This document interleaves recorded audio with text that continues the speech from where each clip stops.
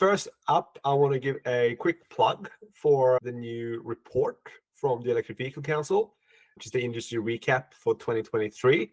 It's a really, really great read. And I think, for someone that's in the industry, it's really, really great to see those kind of resources. So congrats to you, Natalie, and the team. It's a really good read. Thank you, Johan. Yeah, it's one of those things that when we're actually pulling them together, we kind of are racking our brains about, okay, getting stuck on, typos or like which charts need to go in, which things. But it's really, really, great to know like the reception is really positive and that it is a really useful resource for people across the industry, but also government stakeholders and consumers as well, because I think that when you look at EV markets globally, it's really helpful when you kind of got those resources that have visuals in particular and just really easy comparisons between different things, because otherwise it can be really hard to kind of communicate just how much has changed. And really encouraging, I think, in this recap for 2023 in terms of just the uptick in EV sales across the country. Yeah. And so there's a few really interesting sort of figures in this version, which we didn't have in previous ones, which looked at, the percentage of EV sales across, outer suburbs versus inner metro and regional areas. And it's really, really encouraging to know that, there are EV owners across the country, hopefully also looking at some of our reports. But if they don't, that's completely fine. And it's always really great to see those highlights as well.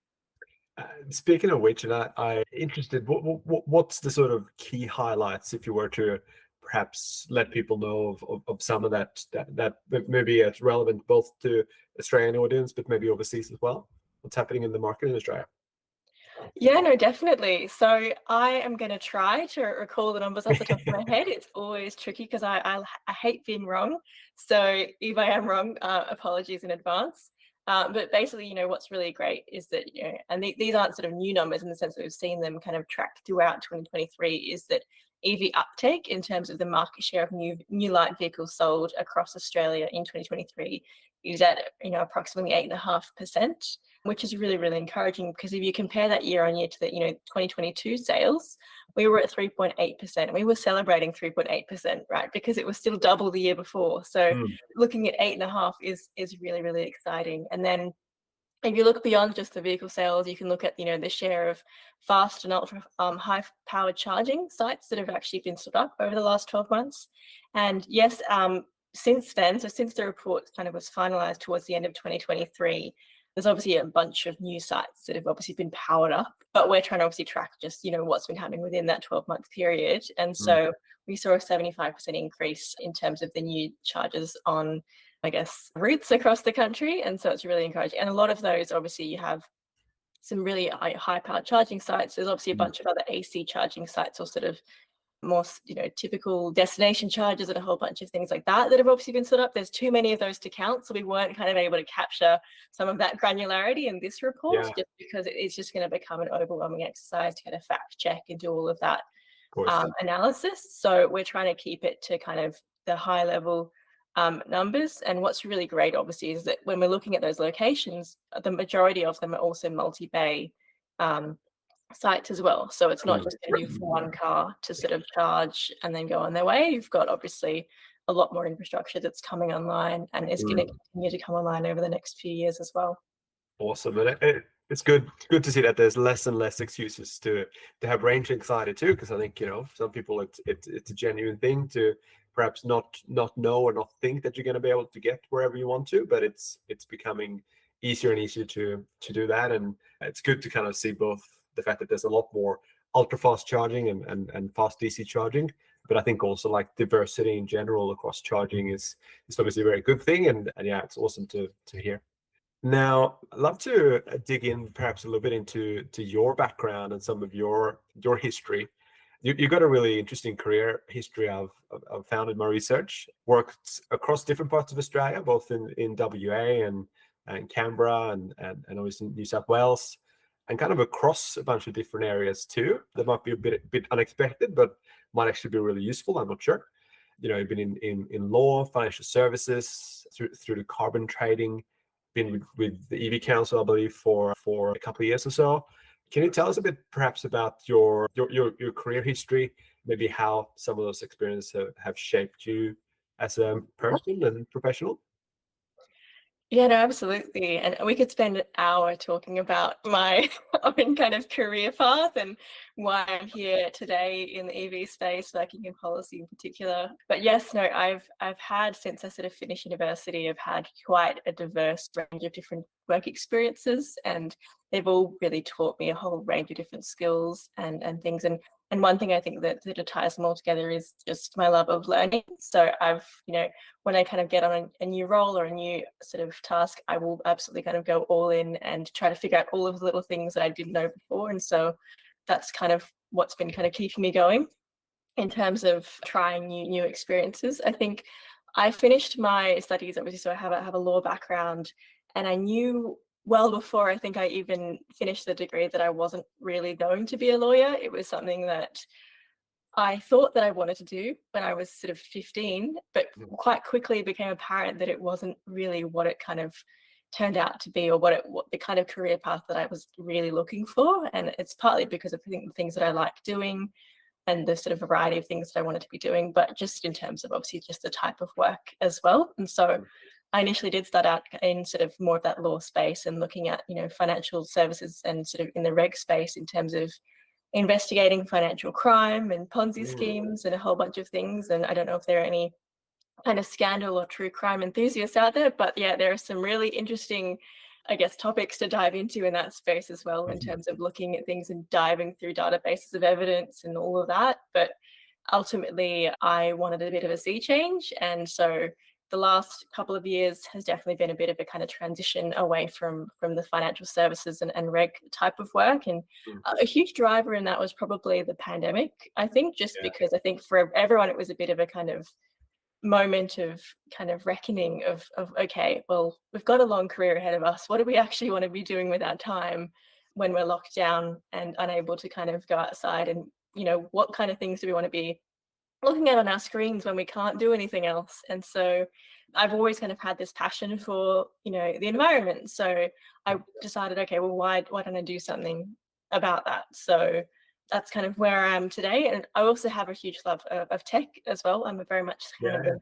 person who loves their gadgets. So it kind of is a cool combination of all of those things. It's kind of brought me here. And what's really helpful, I think, about the work that I do in particular is because I get to engage with so many different people across the industry, but also with governments and with consumers. There is so much information sharing and education. And so there's just so many different things that I can learn about, but also help teach if needed as well. And so I find that really, really rewarding in terms of the work that's happening as well. And yeah, I guess. Sorry, I was just going to say, I would imagine too, that being in a smaller but growing organization like the EV Council that then speaks to so many different, often larger organizations, but many of them being quite progressive and interesting and at the sort of very edge of technological advancement sounds super interesting as an outsider. So I can see why you were drawn to it. Yeah, no, definitely. And I think I didn't really know, again, when I was sort of studying, I had no understanding of how industries worked. I sort of knew there were roles and jobs and things. I didn't really understand what the purpose of an industry association was. I didn't know they existed really until I started working for one. And it's really, really fascinating space because you do get to talk to people across the sector who are all working towards obviously different objectives sometimes. And sometimes they'll have a specific niche or they'll be all kind of competing in the same space, but it really does depend. What's really great about the EV Council is that kind of compared to a lot of other industry sort of peak bodies, our membership base is really broad. So in some industries, you have members who are all kind of doing the exact same thing. So you kind of have a good understanding on a day-to-day basis and kind of going forward 10 years, what your priorities are going to be, what the kind of key challenges are as well, and what needs to be focused on. But in the EV space, because it's a growing industry, there's obviously a lot of uncertainty and there's a lot of kind of new things coming in, new players entering the market. But we've also kind of got this fascinating thing, which is the intersection of two sectors that weren't previously that well connected, which is obviously you've got energy and you've got transport. And they are both in their own right incredibly complex, incredibly fascinating, and obviously full of a whole bunch of different players. And so that's kind of really fascinating as well in terms of the work, because you need to kind of be up to speed on a whole bunch of things that you might not otherwise have been without kind of having this kind of role as well. Yeah, totally. And I think just the You're right, that sort of intersection between the two, and it's so exciting that the more they meet and the more they intersect, the more opportunities will be available, I think, for new types of companies, new industries, new revenue opportunities, but also at the same time a lot of complexity. You're right. So it's, I think, having the right kind of people delving into that complexity, understanding the policy changes, informing your members on how to, I guess, best respond to a lot of those changes too. It sounds super exciting. A small little sidebar. You mentioned you're a bit of a gadget nerd. What's your favorite gadget? It really depends on the day and what I'm doing, really. But I'm always someone that's obviously loves looking at, playing with cameras or playing with, different things. I think that some of the ones that obviously get the most use are probably things like my smartwatch, just because I love stats. So I don't know what I'm going to be doing with all of those stats, but it's just nice sometimes to be able to capture them and kind of go, oh, that's really cool. Like my heart rate's this today, or I find it really fascinating. It's kind of just, yeah, I don't know why, but yeah, it's one of those things where I think growing up, I've just always been kind of drawn to things. When I got my first laptop when I was probably about 10, I just went all in. I was just like learning all the different things that could be done with it. And Yeah. it's very much kind of continued, I think, throughout my life in terms of, yeah, I like to think, yeah, in my family with my parents, I'm very much kind of like the family IT support. Yeah. So even though we don't live on the same sort of sides of the country, sometimes there'll be a bit of a, okay, hey, can you help us with this account, or what's going on here? So that's the great thing about, I guess, the internet and connectivity as well, because I think there's so many different ways that we can kind of solve problems as well. But yeah, and get new kind of toys to play with as well. Yeah, no, it's a lot of fun, and I think that's the thing too. I think in a way, connectivity and communications kind of come in also at this intersection, right, between energy and e-mobility, and play such a big role. I think we're kind of just thinking about vehicles in a completely different way than we did, before. It's sort of like pre-Tesla and post-Tesla, kind of in a way, the kind of impact they've had on the, in particular, the technology part of the EV transition. No, definitely. And I think that's something that really, really does excite me. And so obviously at the moment, you do have different kind of software available across all EVs that do exist. But I think the next sort of 5 to 10 years, we're going to see some rapid changes. And I appreciate not everyone kind of is obsessed with software in terms of they just want a car that just drives. And there are going to be those kind of vehicles as well for people to use. It's not sort of a one size fits all, but I think it's for someone that I think really likes kind of knowing, and I love kind of seeing, oh, I can see, we've got cameras that can show me what's behind me, and all the kind of really, high spec safety features are going to play a really huge role, I think, just improving overall road safety for everyone, both for pedestrians and for car users as well. So I think it's really, really exciting in terms of the leaps forward that we've seen over the last 10 years, but I think we're going to keep seeing them as well as the transition progresses and new innovations kind of shape up. Yeah, awesome.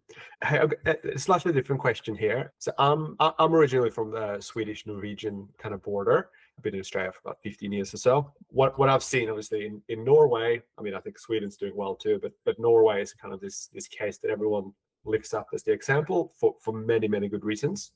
I think what's clear to me that they've just had a really, really consistent, long-term and bipartisan kind of policy framework when it comes to encouraging people to get EVs. I think they're up in sort of close to 90% of pure battery electric vehicle sales or thereabouts every month now, which is great.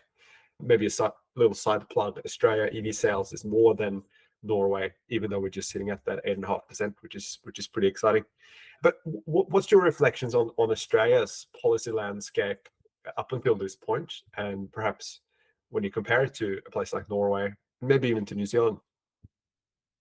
Yeah, no, it's a really, really great question. And I think, so we look at, we're sort of 8.5% of new vehicle sales in Australia, but when you look at the global averages, it's kind of closer to 18%. I think even obviously a lot higher in jurisdictions like Norway and Sweden, Scandinavian countries, and obviously China as well is obviously much further ahead in terms of the market share of new vehicle sales.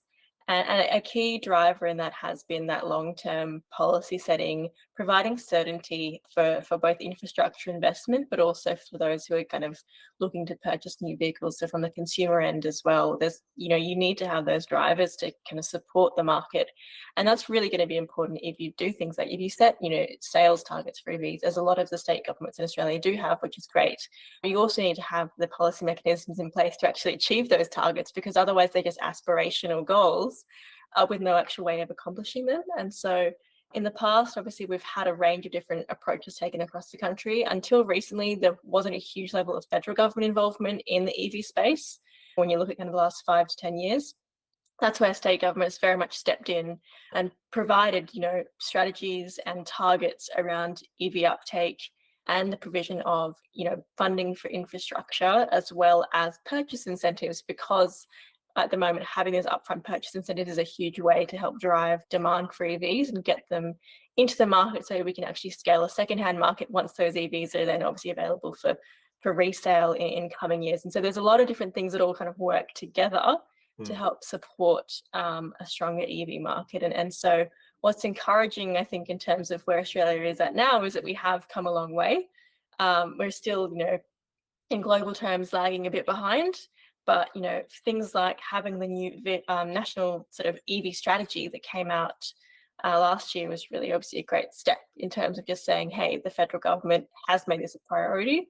We're looking at what's happening across the states and territories and saying we are going to have something that sets a national direction for EVs. There's obviously a lot more that can be done and will be done and should be done, but it's great to kind of have those high-level strategies in place to help drive that sort of policy signal to say, we're going towards this. And so you can now, have more certainty about whether you should be, starting up new businesses or funding infrastructure, and instead of setting those kind of frameworks in place to help support the longer term shift to EVs as well. And so, there's obviously a lot more that can be done. And so we can see, jurisdictions across the world that have grappled with things in the past in terms of both the deployment of infrastructure, but we have a lot of lessons that we can take from that too. So I think there's the great advantage, I guess, of being a bit slower is that we have those lessons that we can take in terms of avoiding obstacles or addressing kind of misinformation, a whole bunch of different challenges that have come up, and sort of tackle them with those kind of global lessons as well. Yeah, I completely agree. I think there's two good things that really is in our favor. You're on the money. I think absolutely we can learn from the mistakes and from the things that worked. I spent a lot of time talking to Nordic companies with my background, and I can kind of see how both, technologically they have some amazing technology that I think we can learn from, but then they've also gone through the stuff that we're going through now, rolling out fast charging networks, rolling out street level kind of networks and semi-public networks, all the way to home charging, and they've learned, okay, well, that didn't work on some of those things. So this had pushback from the community, and all of those things we can kind of learn from. The other thing I think that Australia is really good at, which if we look at solar PV, is that some of these areas we actually adopt really, really quickly, and I think we've got a lot of opportunity to catch up with the rest of the world, really close that gap between us and the world average, and then really maybe become one of the leaders in a few years with strong membership based organization like yours, consistent policy hopefully, and more technological advancement from other parts of the world. Yeah, no, definitely. And I think that's a really good comparison, I think, in terms of looking at sort of rooftop solar uptake. Once Australians take up, it's really hard to kind of stop that trajectory, right? Because we do get kind of on board. And so, really looking forward to seeing how that happens with EVs as well. Yeah, that's right. And I really like I can't remember if it's a Bloomberg New Energy Finance number or whatever it might be, but it's if you look at all of the developed countries in the world that have adopted EVs, that once you pass the 5% adoption mark, you will reach 25%. I think it's within 3 years, and that's applied to all countries, developed countries around the world. And I don't think we're going to be an exception to that trend. No, definitely. And I think that is probably BNF's. I think I remember seeing that. And it's great to kind of have that comparison across tech adoption. And so what's kind of interesting, I think, in where we are today with EV sales is obviously that early adoption phase has been a lot of really, really enthusiastic people who are going out of their way to look into the technology, to research, what the different capabilities are of different vehicles, to understand how charging works, all of those different pieces and how it all fits together.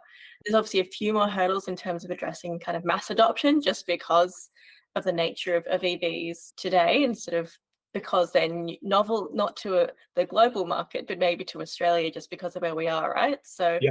kind of grappling with that, and sort of understanding what needs to happen now in terms of addressing, that sort of shift is going to be really, really interesting. So there's a lot more work that we've got to do, I think, in Yeah. terms of getting across that too. But it's really exciting as well to be part of.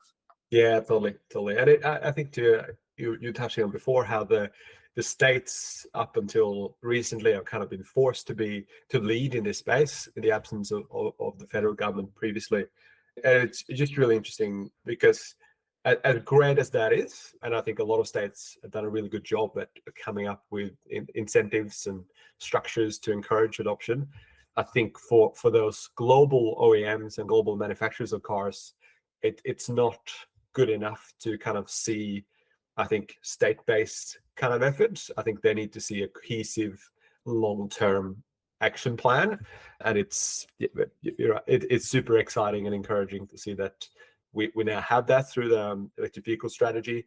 I think for me, I'm not sure what you think, but I think the development of the new vehicle emission standard, which is coming soon, hopefully as soon as 1st of January next year, is super exciting. I think is also like a really, really strong signal to OEMs from overseas. It should have, I would imagine, a big impact on supply and future supply for Australia. Can you tell us a little bit more about the scheme and what it aims to achieve in Australia? Definitely. So it's as you said, it's going to be a really interesting, I think, next few years in terms of what happens in the supply of EVs to Australia. And one of the things that we have been consistently calling for is having a new vehicle efficiency standard in place that does set a cap on tailpipe emissions of vehicles sold across the country. There's obviously a lot of different ways you can get into the technical detail of how they all work and which specific grams of CO2 per kilometre and all of those kinds of things, and sort of the function of a standard. But kind of if you put that to one side, what's the simplest way that I can think of to kind of explain how these work, and we've been talking about these for so long now that it sort of feels like a bit of a broken record sometimes of why they're important, why Australia is one of the only jurisdictions kind of in the developed world that doesn't have a standard, and that's not a good thing. That's not something we should be proud of. A lot of jurisdictions have had these in place for probably 30, 40 years. It's not a novelty, it's not a new thing that sort of kind of grapple with. What I like to compare it to is, when you're going out to buy a new fridge, you look at the efficiency rating because you want to know how much electricity is this going to use. Is this going to be the best bang for my buck in terms of energy savings, cost savings to the household, all of those things. And effectively, it's like putting a standard saying you can't bring any fridges into Australia unless they meet X sort of star rating or X target, right? That's kind of the most simple way in terms of saying if you put a standard, and there are standards in place on fridges, there are standards in place on a lot of goods and appliances that we do purchase. We just don't think about them because we kind of assume that the things that are coming into the country are the best available.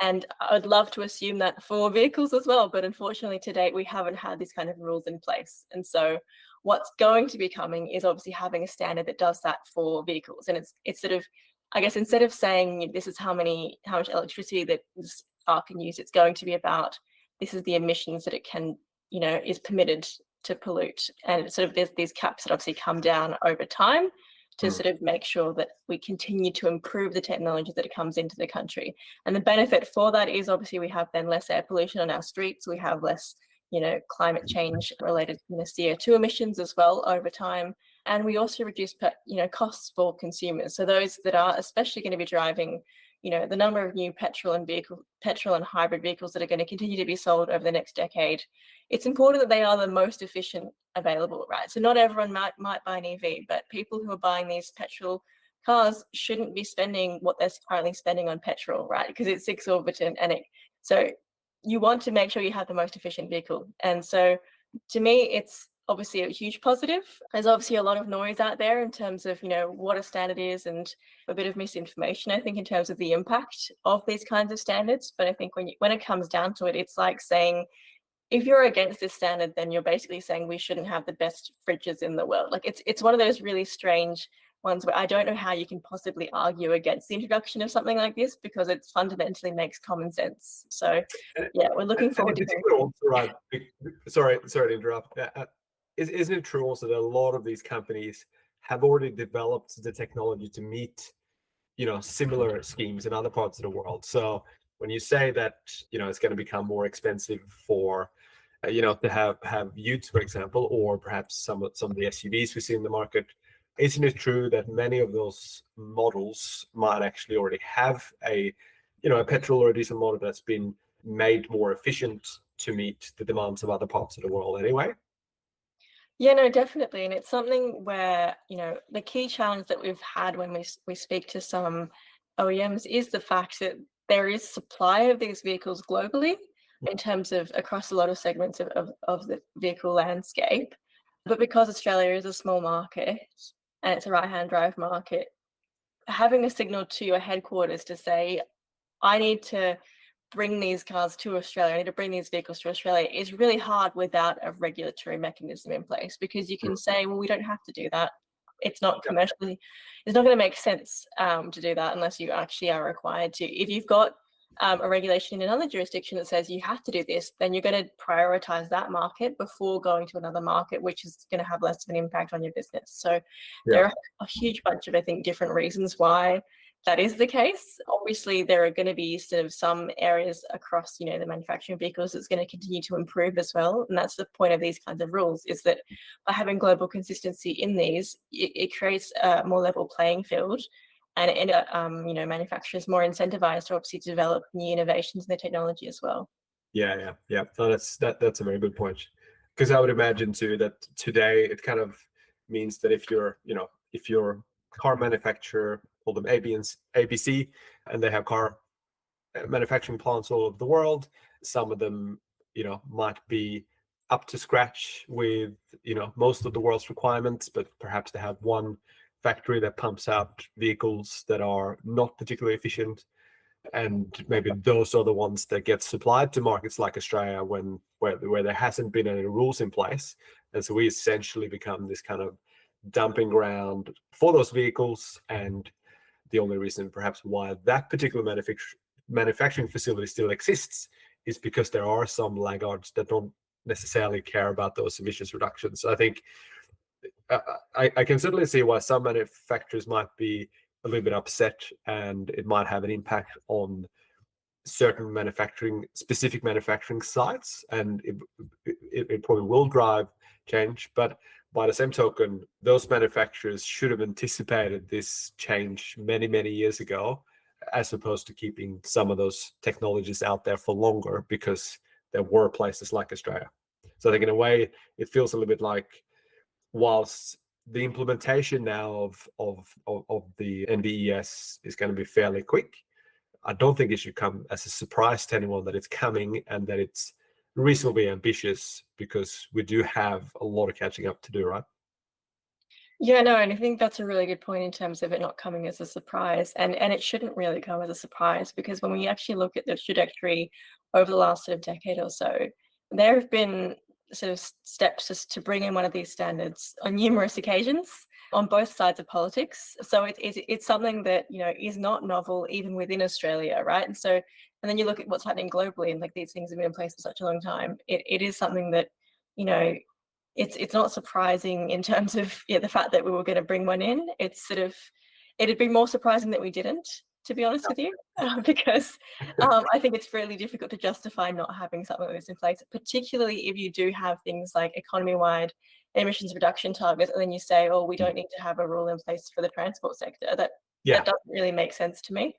Absolutely. No, it feels like it's a bit of a cheap shot, I think, for some of those companies to suggest that, oh, no, we're going to need years and years before we can start implementing this. The reality is you should have started implementing these efficiency improvements for an economy like Australia, because you should have known that it's coming. I think the analogy translates quite well to some of the changes in the energy landscape too, where it's clear, of course, that coal is going out of the energy generation economy. Similarly with gas over time, and say gas in a residential setting. I remember reading just a few weeks ago about someone producing, heating and cooling systems based on gas technologies, now blaming the Victorian government for implementing a gas ban. Well, I think in reality is that, well, if you didn't foresee that we were going down that path, if you had your eye on the pulse of where we need to go and the kind of emissions reductions ambitions that we rightfully have, the writing was on the wall, and you can't just go and blame the fact that a policy has now been implemented. No, absolutely. And it's one of those sort of conversations where, these things don't come out of nowhere.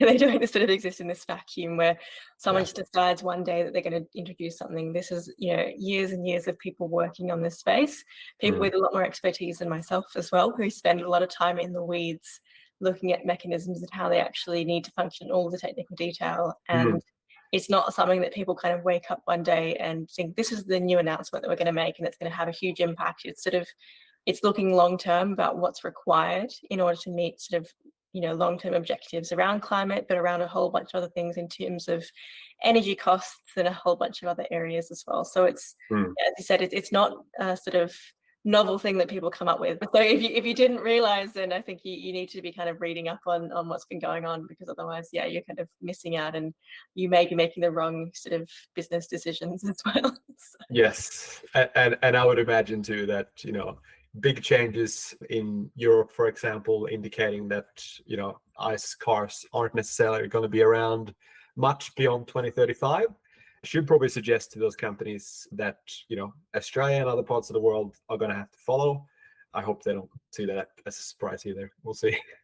Yeah, no, for sure. And I think that's one of those things when you look at global OEMs, they're making these decisions to obviously, in part because there are obviously these different sort of policy settings across the EU, across the US, a whole bunch of different markets, to say this is the direction we're heading and this is why.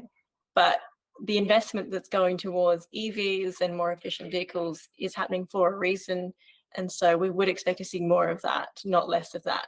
Because otherwise, why would you make a huge pivot in your business to completely shift what you've been supplying to the market unless you had a valid reason for it? So it's something that it's a bit of a no-brainer. Yeah.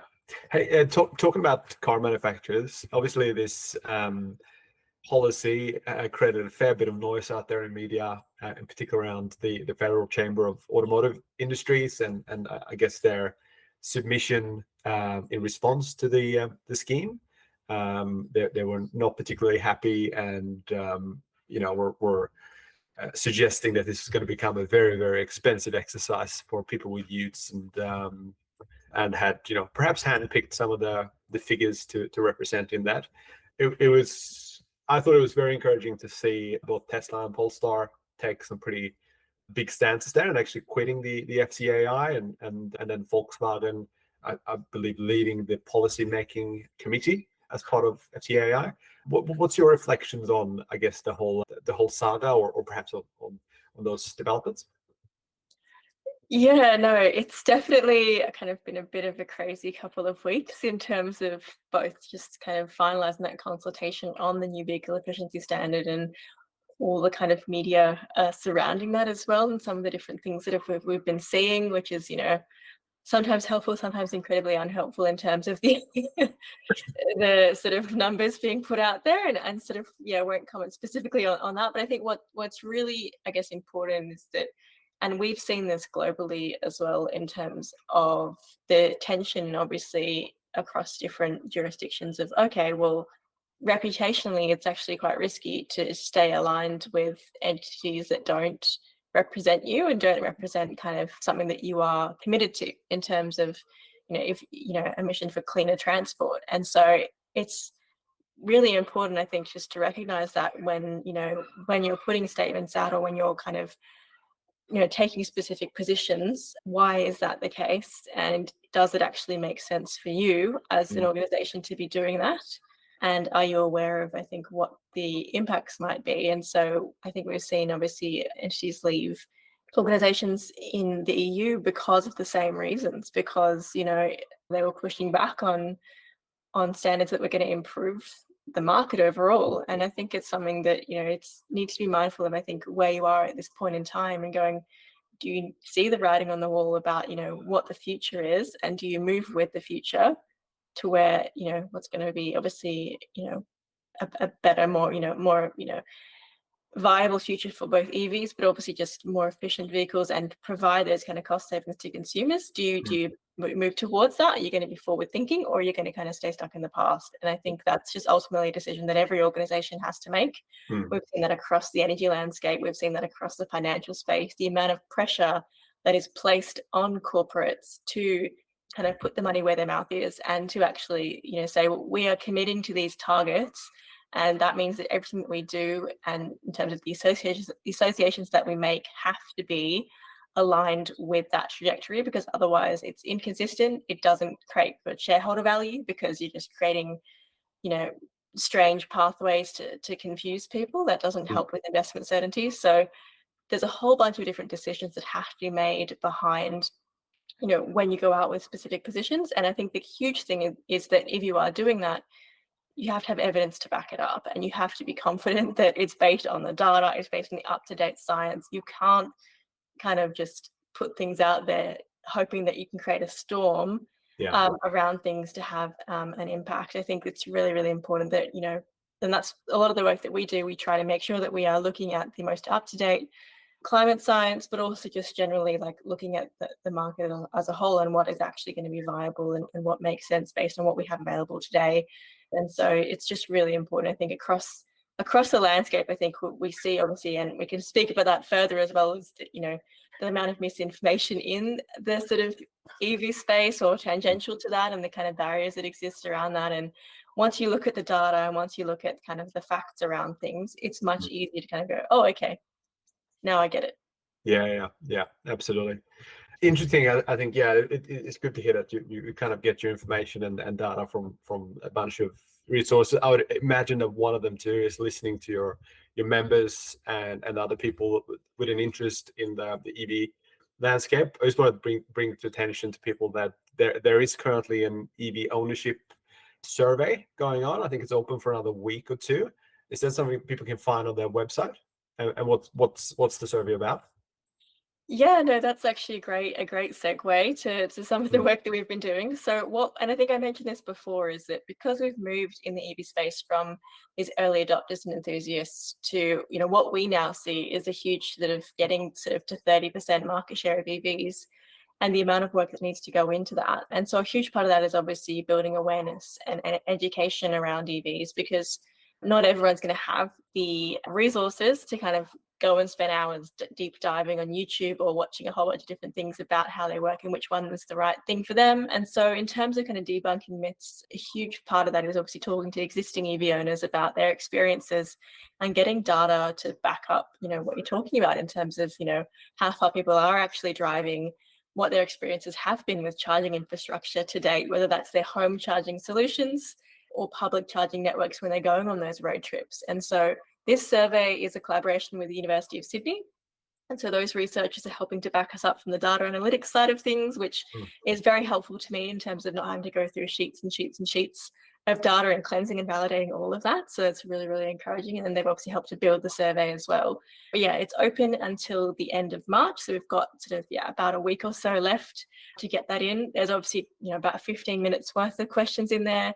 It's very much not the kind of survey to end all surveys. So this is the idea, and this is to kind of be a bit of a sense check of where we are in the transition today, where are some of those high level kind of stats that we can pull out that we can use when we're talking to government stakeholders, when we're talking to the industry and to consumers, and talking about what those kinds of opportunities might be, but also the challenges and how we need to address them and what should be prioritized, because there are a lot of things that we would like to do, but it's important that obviously we bring kind of consumers on board in this journey, because ultimately they are going to be the ones who are looking to buy a new vehicle or lease a new vehicle or buy a secondhand vehicle in the next few years. And obviously, given we are the EV Council, we want that to be an electric vehicle, because we see that obviously as, the priority in terms of increasing the sustainability of transport. But having the data there is going to be really helpful. So I'd really encourage anyone that's got 15 minutes spare to kind of share their experience with us. And what's really great too is that if you don't already have a home charger, as part of that survey, we have worked with some of our members across the industry to supply 4 home charging stations to a few lucky recipients who do promote to participate in the survey as well. So there's a little bit of an incentive there for you, but hopefully the incentive is just to share your experience. Brilliant, brilliant. And I think I got a reminder a couple of days ago to finish my survey. I know I started it, but I got to get back to it and make sure you get some of my input in that. It's probably good to get a cross section of input from people, even super nerds in this space. No, absolutely. We want absolutely everyone. And we want to make sure it's also nationally representative, right? So we have thankfully already had EV owners from every single state and territory. We'd love to obviously see that increase, just because I think in terms of us being able to make comparisons between different states and territories and EV uptake and charging uptake, having the data there is going to be really helpful. And we also welcome any suggestions for future surveys that we might want to do, because I think there's a lot of different topics that we want to dive into. Yeah, to make sure that we can make the best use of that database of people as well. Yeah, awesome. Hey, I'm mindful I've taken a lot of your time. I've got one final question for you. If you want to keep it brief, I'm sure this is one you could go on for forever. But if you could wish for anything as far as EV industry support or policy is concerned, what do you think would have the biggest impact on EV adoption to kind of, except for the emission standard, that would allow Australia to catch up with the rest of the world? It's a really great question. I think, as you said, I could spend hours talking through all the different things that are on the list or the wish list of things that need to be done. And there's obviously things across the charging landscape, across, even looking beyond light vehicles, looking heavy vehicles as well. There's a whole bunch of different things that we need to be doing to help electrify transport. I think the biggest one is honestly looking at consumer awareness and education, because from what we've seen, and I think I've been talking about this whole time, is that, we need to get people up to the same level in terms of understanding how EVs work and what they mean for them. And there is a lot of misinformation out there that needs to be debunked. But unfortunately, I only have so much time, and I can't talk to every single person on the internet or in the street or at a conference or wherever about EVs and sort of give them the resources available. So it's very much having that coordinated effort from both the federal government, state and territory governments, local governments, the industry as a whole, and EV owners that exist today, and showing your EV to people, really just helping to build an understanding of what they mean. So taking your friends for a drive in your EV if you've got one, or going out and leasing one, because I think the biggest thing around EV adoption is having the experience yourself and realizing what it means, because until you do that, you're going to just be thinking about what it might be, and it might be completely different to what it actually is. And so there's a whole bunch of things there in terms of having access to more sort of digital resources, education campaigns, getting kids in schools to understand what they mean, but also just, showing your neighbor what an EV is, all those kind of things. So I think the biggest lever to pull, I think, over the next few years is going to be building that consumer awareness and bridging those gaps in knowledge as well. So I think that's probably number one, and it's not an easy one. Yeah, absolutely. No, you're right. It requires a lot of coordination, I think, across Australia to make that one happen. But I think you're right. We really need to kind of build a base of understanding around what this transition means, because it is an inevitable transition. And I think, getting everyone some base knowledge around the positivities, as you said, having the experience of driving EVs is kind of creates a sort of fundamental shift in thinking for people. They understand very quickly why. And I'm sure there's a lot of very good and interesting things that can be done to further that. So look forward to seeing what's going to happen in that space with the EV Council and yourself and others. Brilliant. Well, I think that's pretty much all we got time for today. But I really appreciate being able to pick your brain a bit today, Natalie, and I'm sure we'll see plenty around with you and with the EV Council in the coming years. No worries. Thank you. It was great to be here.